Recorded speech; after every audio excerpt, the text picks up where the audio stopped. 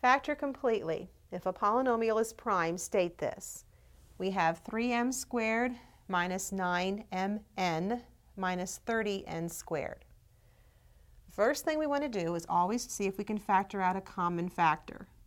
In this case, 3 is a factor that's common to all three terms. So we factor it out, and we have 3 times m squared minus 3mn minus 10n squared.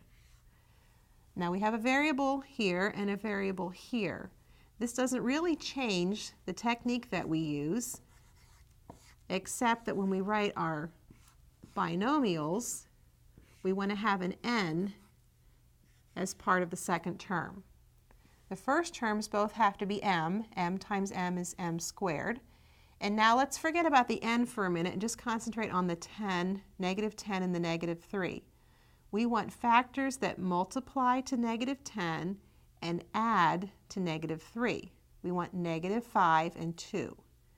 So we write negative 5 and positive 2. And notice now when we multiply, we would have a negative 10n squared here. We would have negative 5mn plus 2mn, which gives us our negative 3mn as our middle term.